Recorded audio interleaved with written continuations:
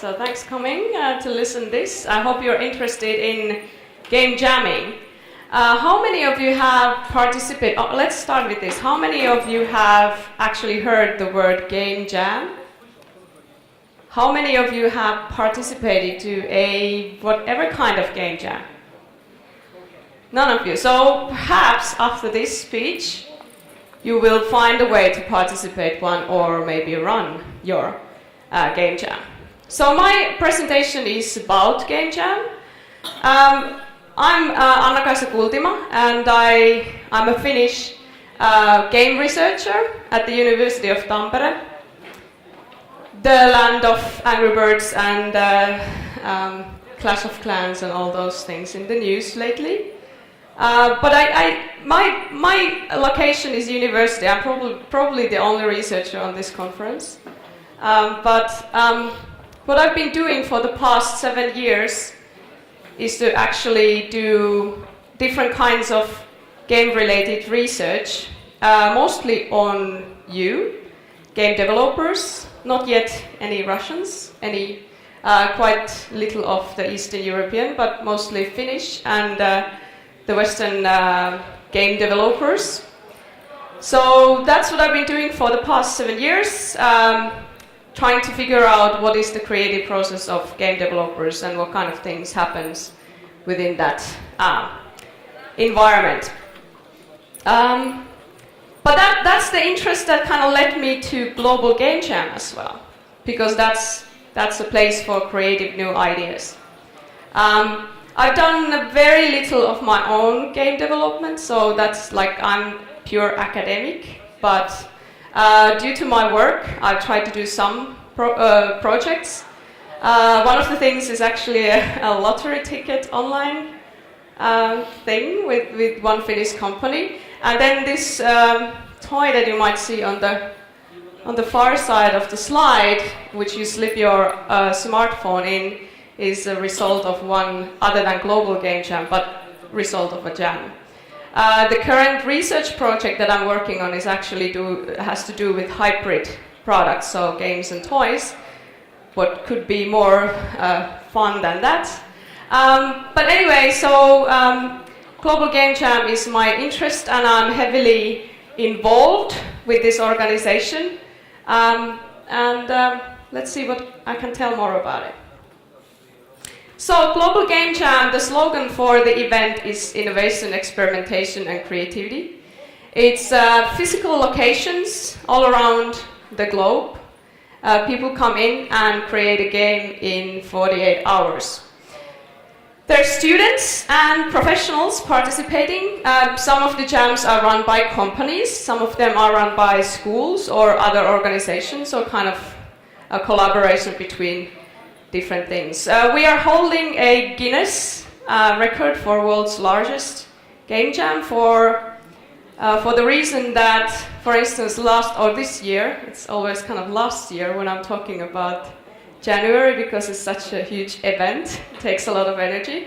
But for this year we had 16,000 people around the globe, with over 60 locations participating. But it's a physical location, so it's an actual event that people come in, and they start on the Friday, and they don't have any idea, they don't have the team or anything done yet, and in 48 hours they are finished with a playable game. So yeah, this year it was, every year it has been rising, so it was 16,000 participants in over 300 locations, all the time zones kind of covered, 63 countries and over 3,000 games in one weekend. And when the Global Game Jam started, it was only 370 games in 2009 and 1,600 participants. So the rise has been exponential. So it's very, very kind of booming for the past 5 years.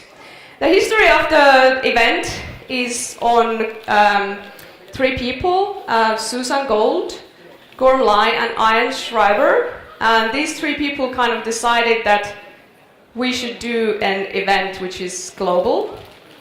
And behind this event, there was an inspirational other events, game jams, like Nordic Game Jam that has been run before Global Game Jam, and then, for instance, Ludum Dare.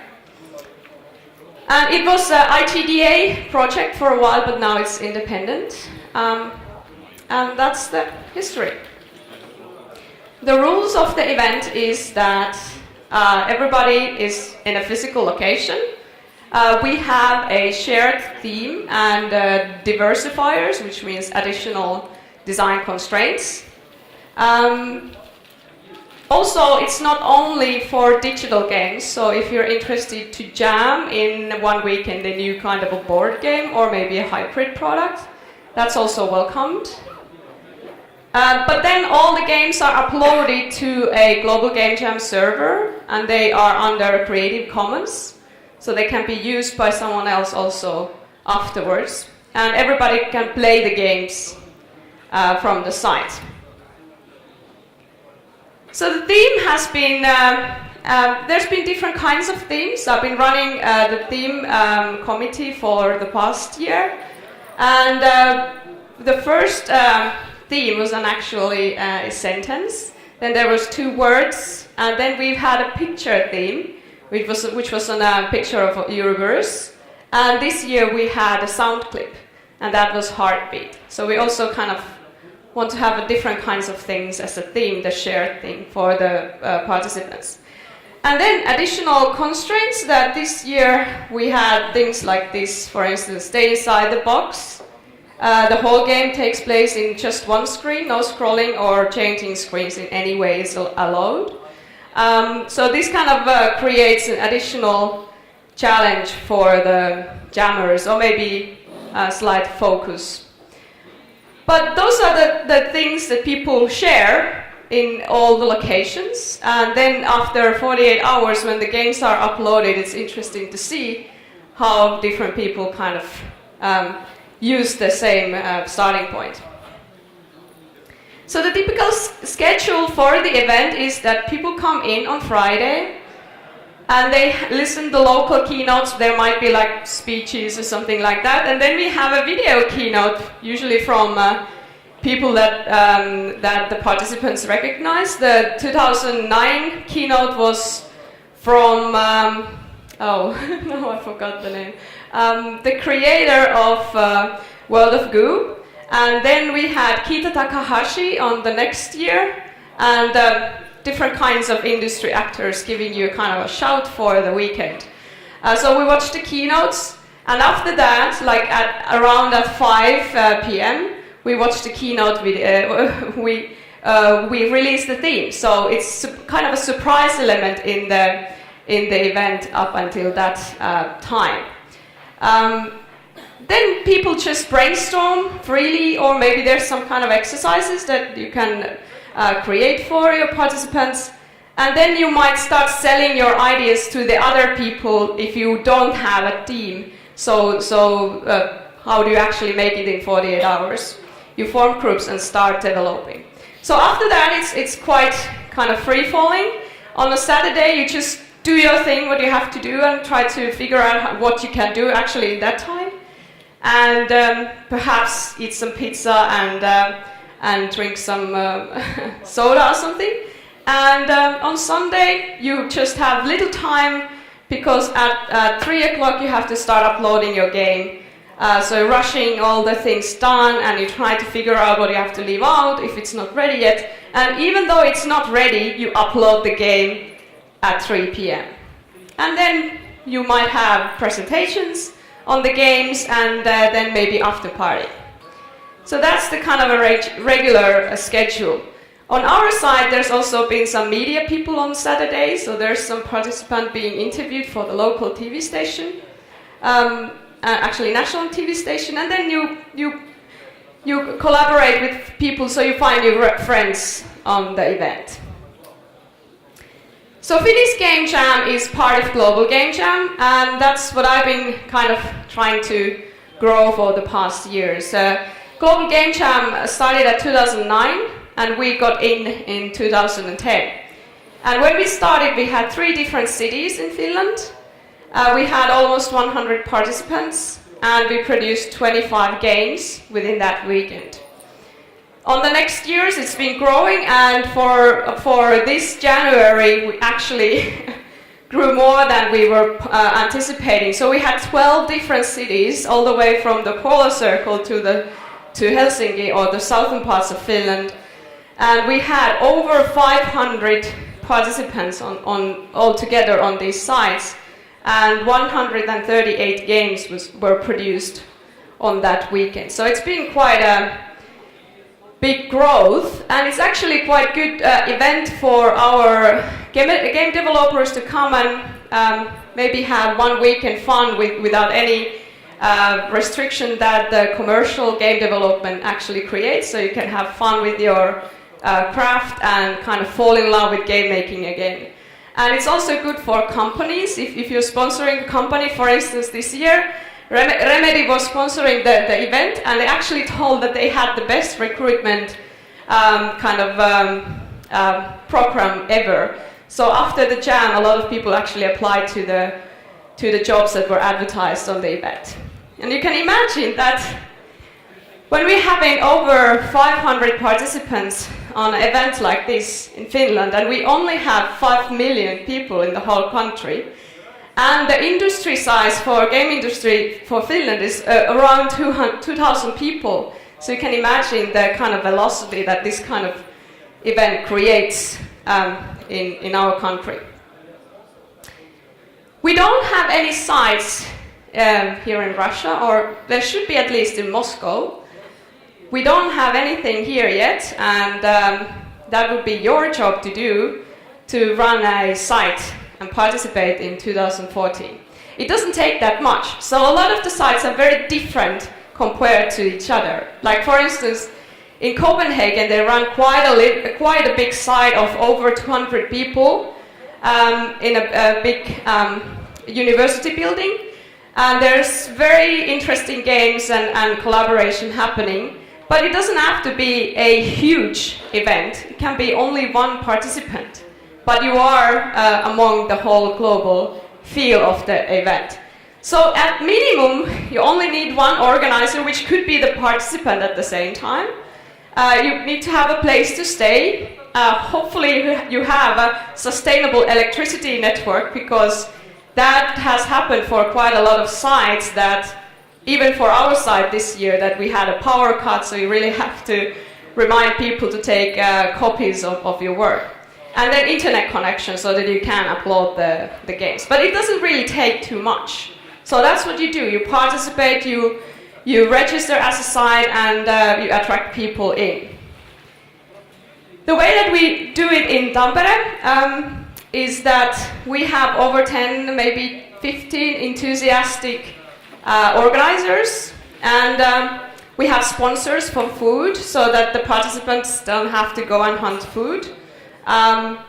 We have over 70 participants, and they are the mixture of students and professionals, and this is also very important, because you kind of want the mixture of people with more skills, and maybe then people that have never done a game before. That's also possible. And our place is open 24/7, so actually people go to the back room and crash for the night, so that they can have a couple of hours for rest before they have to rush, for instance, on Sunday. We have relatively reliable internet connection, and then we have some things to kind of make the event feel like more global. So we have Ustream wall of different sites, because a lot of people are broadcasting their site. And then we have a Twitter wall, so people are tweeting about their projects, and that kind of creates more of a togetherness, especially in between the 12 sites in Finland, so they actually see people in Kajaani and you can say hello. Then if you are doing it a little bit more with more exposure, you have to have some kind of a press release. Maybe you can attract attention for the local media. We got a lot of hits for the Finnish Game Jam this year. Media is very interested to see this kind of new things with games, now that games are so there on the news. And then maybe a website, a blog, maybe system where people can register. And then t-shirts, people love to kind of have some kind of memory piece from the event, and we also have badges. But that's it. That's how we do it, and it's quite a lot of work, but we love to organize it, so that's worth it. The whole thing is run by volunteers, so you can imagine 16,000 people participating. That also takes quite a lot of volunteers as organizers. The games that we produced this year were, there was like over 100 games, so I'm not going to show them all, but these were kind of handpicked from the set of games, and we gave them also rewards based on their own accomplishments.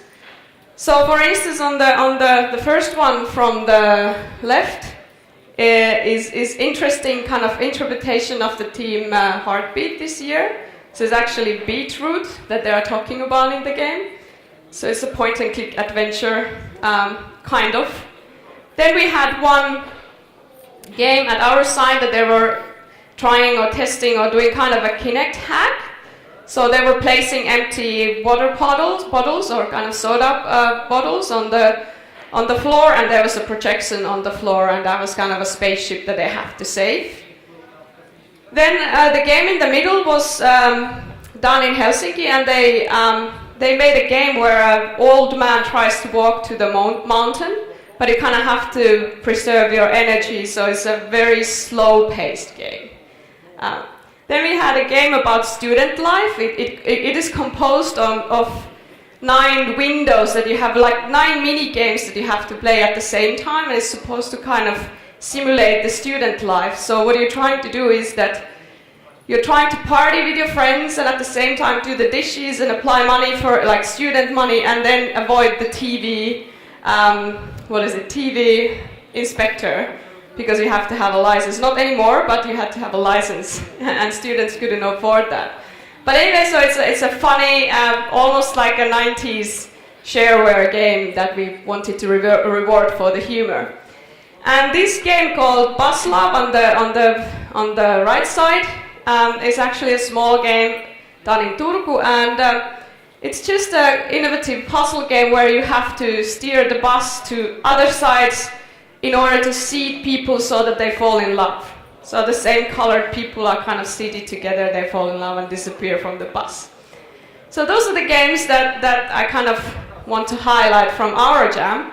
But there's also some games that are noticed in the international press and also got quite good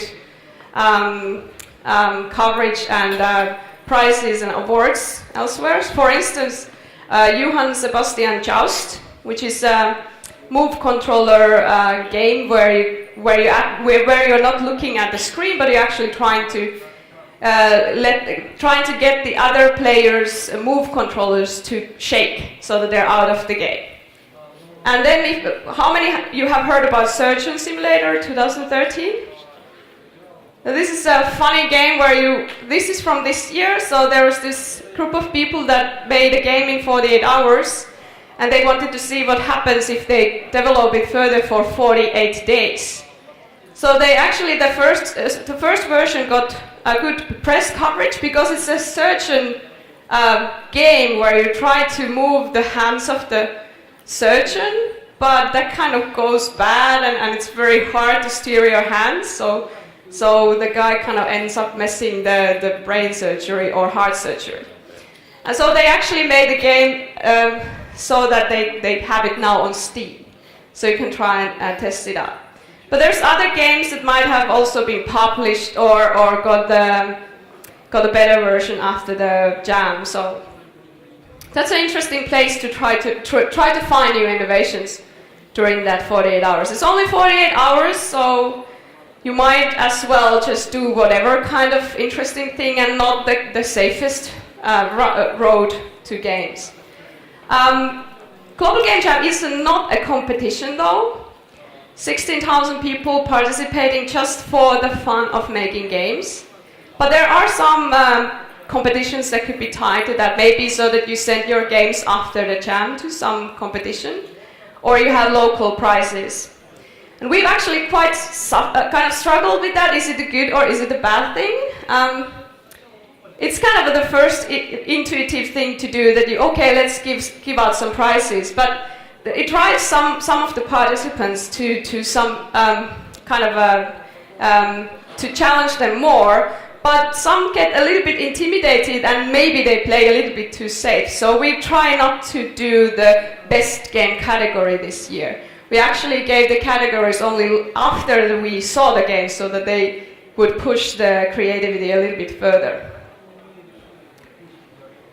So it is really international. Not covering the whole globe yet, but if you compare to other kinds of game events, this is truly everywhere.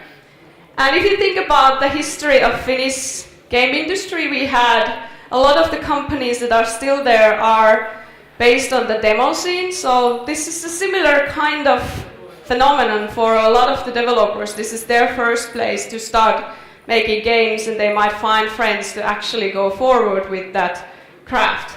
So in the countries like Bolivia, Chile, Egypt, I don't know, India, Nigeria, I've never heard about people doing games there, but why not? There's writers everywhere, so why not game makers everywhere? So this is a really place that unites people all around the globe. And you can easily get involved. You can run your own game jam, or maybe you can just register to another site and just travel there. It's very easy. You can check for more information at globalgamejam.org and ask from the executive board members more about it. You can also send me email. I can happily answer as an organizer. But it's very easy to get on board. And if you're interested to sponsor, because it really has a global coverage, and each year kind of more attention is given to this event.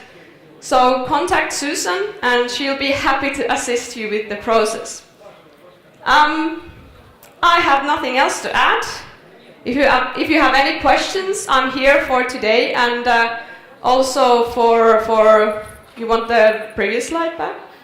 No? Okay. Also for the next 2 days, I'll be also interested to hear how game development is here in Russia. So I have 2 free days. So come and meet me, and I'll be happy to talk about game development or game jams. So thank you.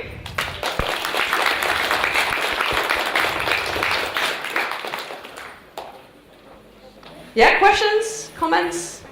Thank you for your speech. I have a question. Are any of those games that were produced during this 48 hours become popular or being used in some commercial products? Are there any games that has been commercially popular after this? Yes. Well, you can see from the side actually